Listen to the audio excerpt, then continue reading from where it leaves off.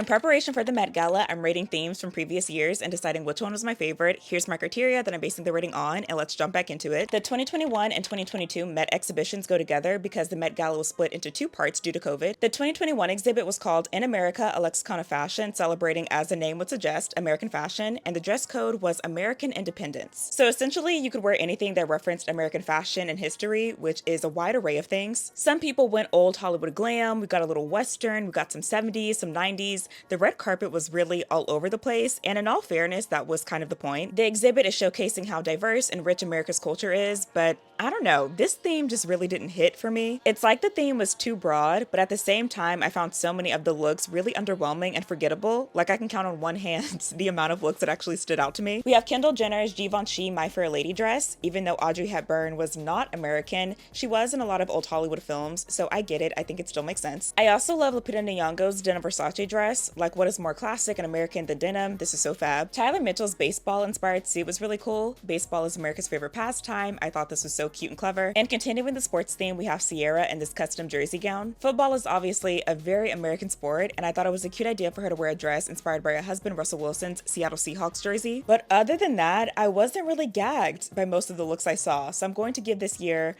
a 3 out of 10. I feel like the theme was too broad and the looks were too underwhelming. In continuation from the previous year, the 2022 Met Gala was called In America, an Anthology of Fashion, and this time it was more specific. It was focusing on American fashion from the Gilded Age, a time period known for lavish displays of wealth, ostentatious fashion, and industrial growth. The dress code was gilded, glamour, white tie. So, with all that said, is the gilded glamour in the room with us right now? Because I don't know what the fuck happened this year. The dress code quite literally references a specific time in fashion, and yet the looks were all over the place. The fashion of that time period does include lots of rich colors and luxurious fabrics, so if I'm being generous, I guess that's what people were going for. A lot of people just opted for wearing gold because of the gilded part of the title, which is the easiest interpretation and the least interesting in my opinion. I wish more people took inspiration from the time period in terms of silhouettes. Like I wanted to see more bustles, corsets, and little hats. You would think a theme that references a time period that's about lavish displays of wealth would be a slam dunk for celebrities that have the money and resources to put together a good look,